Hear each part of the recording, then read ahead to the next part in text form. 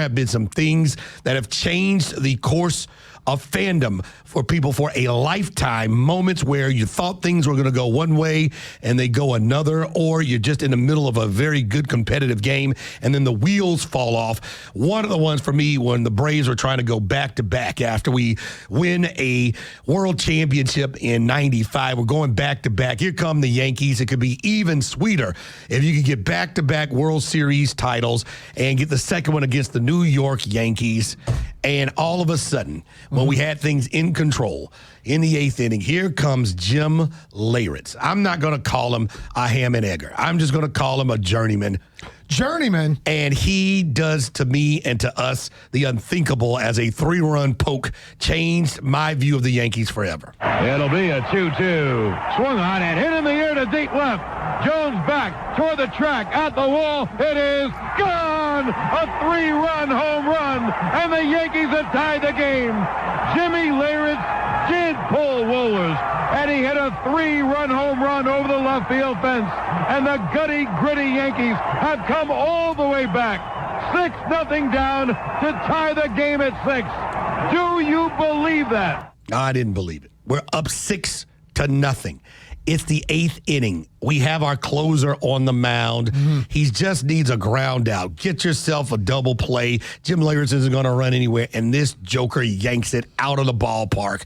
We got a tie game. We end up losing, and we end up losing the World Series. If I'm not mistaken, Game 5 was an absolute gem. It was like 1-0. Yeah. Paul O'Neill makes one of the great catches up the right center field gap. Paul O'Neill, I'm not sure, could outrun this computer monitor.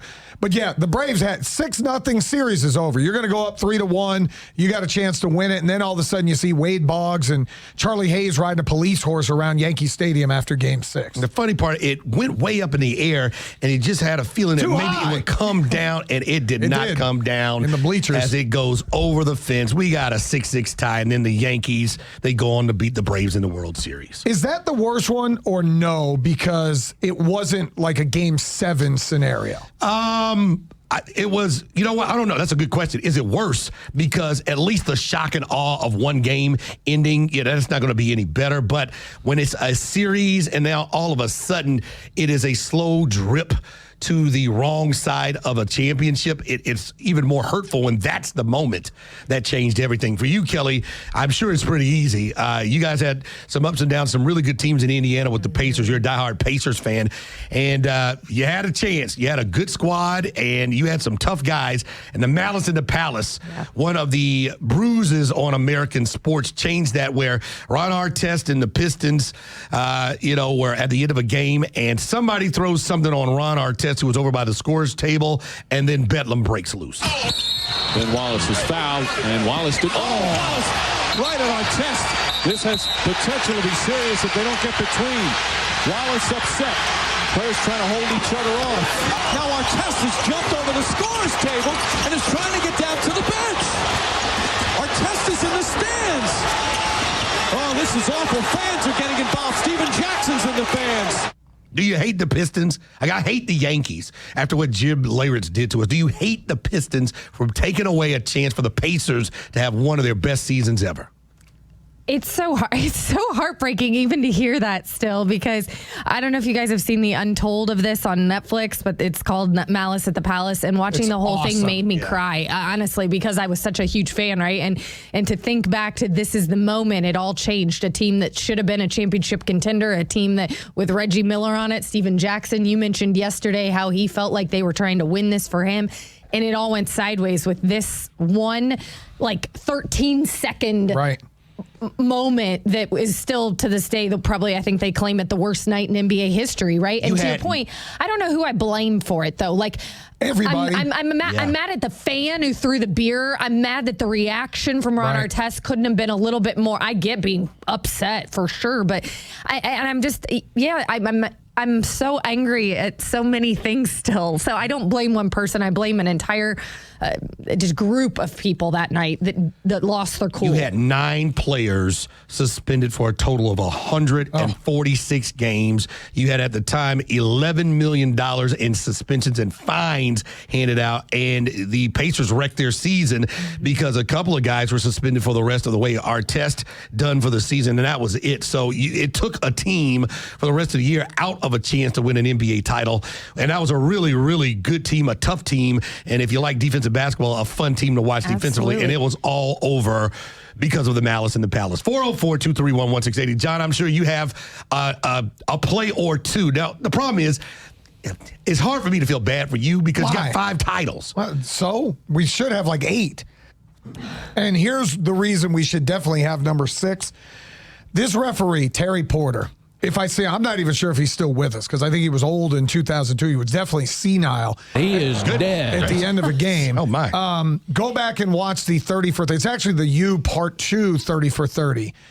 Play happens. Ball thrown into the corner of the end zone on 4th and 3. Craig Krenzel he's not throwing to Michael Jenkins, I don't think. Maybe Chris Gibb, but maybe it was Michael Jenkins.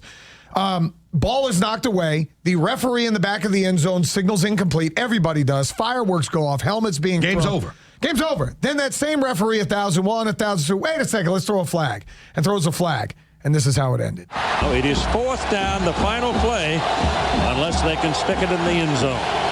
Andre Johnson, Roscoe Parrish,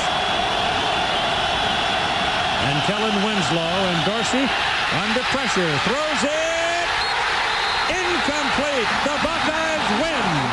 Now, that was the final play in overtime. So remember, they're up 24-17 at the end of the first overtime.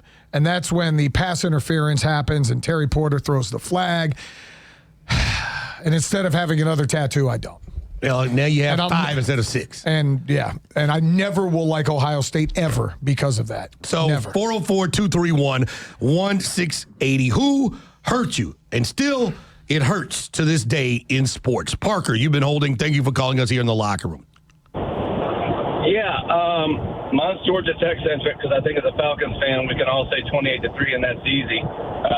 But I'll say the entire Jeff Collins era hurt me at a time where college football landscape's changing. We need to be marketable, and we put that clown up, and Todd Stansbury hires him for a 7-year contract.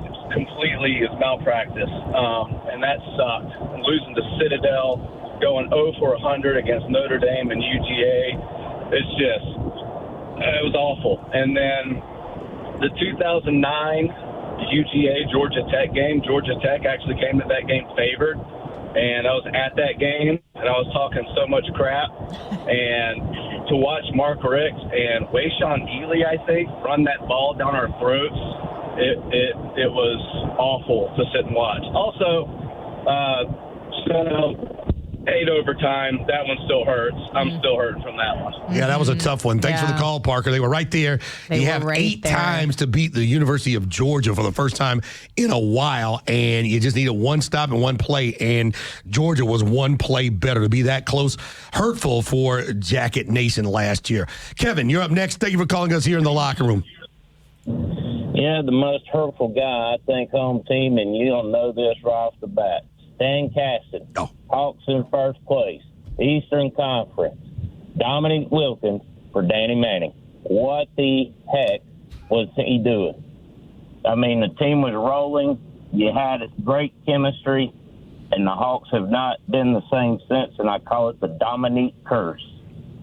Thanks for the call, Kevin. It could be the curse of Neek. Mm-hmm. Dominique Wilkins having the best season of his career. They couldn't work out a long-term deal. He wanted one, and they trade the man at the trade deadline for Danny Manning, who you thought you were going to sign in the offseason. He was supposed to be the young and upcoming offensive player. No. So you trade Dominique, and then you lose him, and then Danny Manning does not sign with you in the offseason. So you lose Neek and Danny Manning, and you have the Dominique curse. Nothing as Hawk Nation was wounded. I'm telling you, Kelly, I have lost my voice a bunch of times cheering at different events and venues. When Neek had his jersey retirement at it used to be Phillips Arena, State Farm Arena, I lost my voice booing Stan Kasten when we booed him unmercifully for about 7 minutes straight when he tried to come in and introduce Dominique Wilkins after what he did to the city. So we'll take more of your calls at 404 This is going to be a 231 painful show is what this is going to be. No, yeah, it's like they have, it's not just one. Usually they can rip off 3 there in 30 seconds that have just crushed them. And it's like, you weren't lying about this city has been through so many heartaches with their teams. But you know what? I think that's what's going to make us more appreciative. If being a part of the Braves parade, how appreciative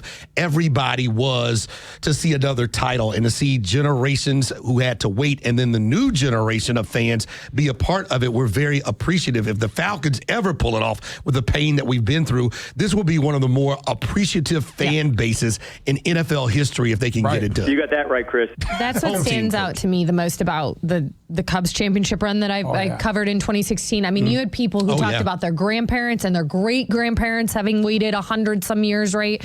And that does. I know it sucks to wait that long, but boy, when it finally happens, the level of gratitude is just off the charts. When we got to go to Indiana for the national title game between Georgia and Bama, to see Georgia fans in the crowd boo-hoo crying.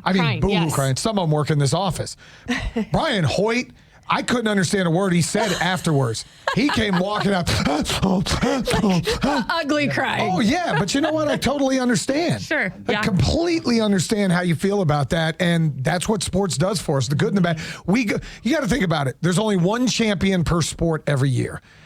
A lot of times your team may never win a championship. You're a Falcon fan. You've never seen a championship. Yeah. All you've dealt with is heartache. And that's why when Hometeam was doing the Ric Flair strut down Cobb Parkway after the Braves won the World Series, you could see the emotional release. It was cathartic. It was long overdue. And you know what? To the point of us being appreciative, if the Falcons had beaten the Broncos or if the Falcons had beaten the 40 or the Patriots, I think that would have charged us up for a while. If the Braves had gone back to back, it would have charged us up for the 20 years that we did have. If the Hawks in the 80s had just had one, they get past the Celtics and they're able to, beat Magic Johnson and the Lakers in an NBA Finals, we would be good. We would be very appreciative, and you would have set the tone of a different mindset of us as fans around here. Yeah, you're absolutely right. And that's why we're so tough on the Braves now, because you're in that window. And there's a championship window that can close, and it can close in a hurry. Very fast. You look at teams in the NFL, you look at teams in baseball, hockey, whatever it means, basketball. You could be one injury away from your window is completely closed, and that's why, sitting here toiling around at 500 doesn't feel good. This team's way too talented for that, and we remember what 2021 was all about. That day after show, I don't remember what the hell we said. You remember they were below 500 at the All-Star break that year, right? That year I just want to make sure you remember that while you sit here upset about this team. Kelly, they were 61-60 in August, and we're going, what in the hell's going on? And then they get hot. Anything can happen as long as you just stay in the mix, and they're still in the mix. Chipper brought that up. On the show. They tell you can't you can't win a division early on, but you can lose it. I mean, that's the thing. Nobody in the East, the NL East, put them to bed yet. And they could have. The Phillies could have. The Mets could have. They didn't. And now here they are. I know last night going in, it was like 5 games. But anyway, okay. Jay is listening and hit us up on Twitter. He said the most painful thing I've ever experienced in the sports is when the Braves traded Dale Murphy. I was completely heartbroken. He goes, I understand the trade now as an adult, but I'll never forget how that trade made me feel. Part of the game, man. He was coming up on 400 home runs, and he had been here for the bad times, back-to-back, MVP. Murph was the Atlanta Braves' heart and soul, and so seeing him have to go to Colorado and to the Phillies, it was one of those things that you didn't want to see. No, and as a kid, it sounds like he was a kid, so that's your hero, right? And that's just, it is. It's so hard. You can't process as a kid yet what's happening other than... We can't process as adults. Right. Trade away my favorite player now, I'm going to be upset.